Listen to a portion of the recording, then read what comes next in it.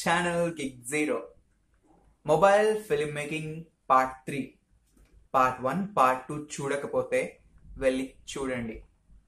And ఈ వీడియోలో నేను happy birthday Priya, this is my second short film, దాని గురించి చెప్పబోతున్నాను. అంటే ఇది నా సెకండ్ ప్రాక్టీస్ వీడియో. ఈ ఫిలింని టోటల్లీ రెడ్మీ 4Aలో షూట్ చేశాను. అండ్ ఈ ఫిలిం బడ్జెట్ ఎంతంటే 550 రూపీస్. సో ఇది ఒక హారర్ కాన్సెప్ట్ మూవీ. స్టోరీ రాశాను, స్క్రీన్ ప్లే రాశాను విత్ డయాగ్రామ్స్, మొత్తం పర్ఫెక్ట్గా ప్లాన్ చేశాను. అండ్ నెక్స్ట్ యాక్టర్ కోసం వెళ్ళాను.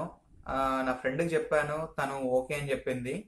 సో వాళ్ళ ఫాదరే ఈ షార్ట్ ఫిలింకి అమౌంట్ ఇచ్చారు, అంటే బడ్జెట్. ఆ 550 రూపీస్ ఇచ్చింది కూడా వాళ్ళ ఫాదరే.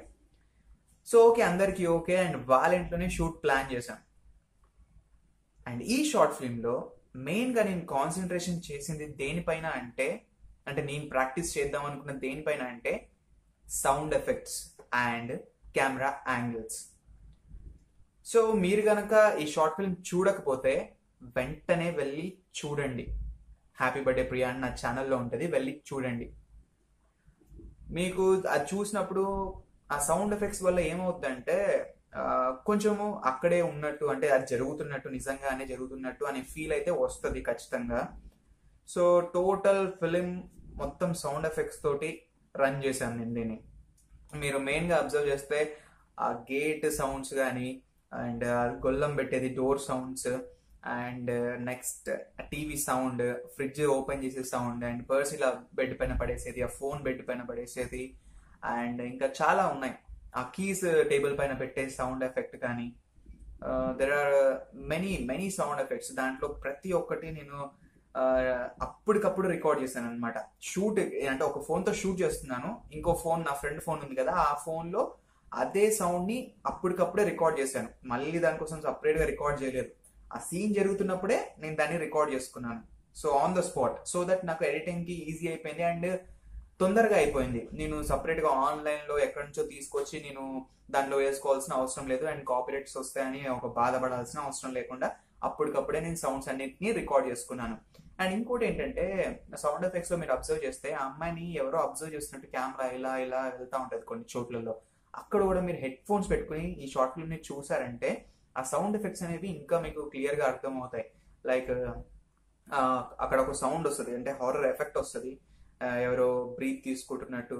సో అలా ఇలా ఇలా కెమెరా మూవ్ అవుతూ ఉంటుంది. సో ఇవన్నీ నేను ఈ మొబైల్లో షూట్ చేసి తర్వాత సౌండ్ ఎఫెక్ట్స్ యాడ్ చేశాను. సో దీనివల్ల నేను ఏం తెలుసుకున్నానంటే, సౌండ్ ఎఫెక్ట్స్ వల్ల ఇంకా కొంచెం మూవీ అనేది రియలిస్టిక్గా ఉంటుంది. అంటే మీకు అక్కడ నిజంగానే జరుగుతుంది, దిస్ ఈస్ హ్యాపెనింగ్ అనే ఫీల్ అయితే వస్తుంది అని చెప్పి నేను తెలుసుకున్నాను.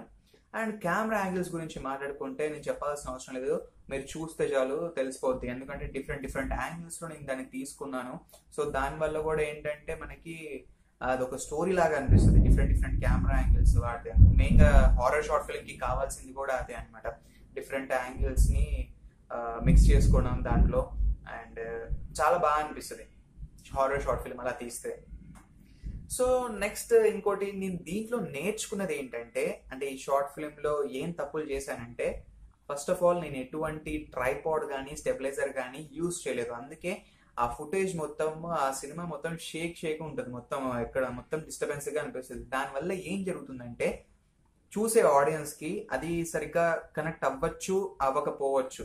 సో అలా జరుగుద్ది అనమాట. దీనివల్ల నేను తెలుసుకుంది అది ఒక్కటే ఏంటంటే, ఖచ్చితంగా నేను నెక్స్ట్ తీసే షార్ట్ ఫిల్మ్లో ట్రైపాడ్ ఉండాలి, ఏదైనా స్టెబిలైజర్ నేను యూజ్ చేయాలి, కెమెరాని కాన్స్టెంట్గా ఉంచాలి, సో దట్ ఆడియన్స్ దానికి డిస్కనెక్ట్ కాకుండా ఉంటారు.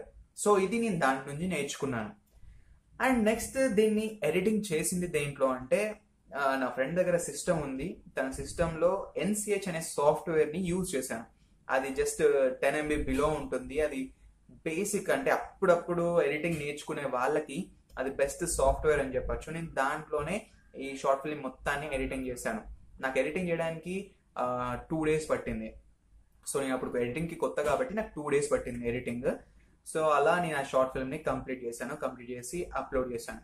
సో దీని నుంచి నేను తెలుసుకుంది ఏంటంటే, నేను నేర్చుకునేది first of all sound effects ఎలా తీసుకోవాలి, ఎలా రికార్డ్ చేసుకోవాలి నేర్చుకున్నాను. అండ్ కెమెరా యాంగిల్స్ నేర్చుకున్నాను. అండ్ దాంతో పాటు స్టెబిలైజర్ ఖచ్చితంగా యూజ్ చేయాలి. ట్రైపాడ్, గింబల్ కానీ లైక్ ఎనీ అదర్ మనం ఖచ్చితంగా యూజ్ చేయాలి. యూజ్ చేస్తే ఆడియన్స్ డిస్కనెక్ట్ కాకుండా ఉంటారు ఆ సీన్ కి. సో ఇది హ్యాపీ బర్త్డే ప్రియాలో నేను చేసింది అండ్ నేర్చుకున్నది. అండ్ ఈ వీడియో కనుక మీకు నచ్చితే లైక్ చేయండి, షేర్ చేయండి. ఈ వీడియో ఎలా అనిపించిందో కింద కమెంట్స్ లో రాయండి. కానీ ఛానల్ ని సబ్స్క్రైబ్ చేసుకోవడం మాత్రం మర్చిపోకండి. Subscribe Geek Zero for more interesting videos.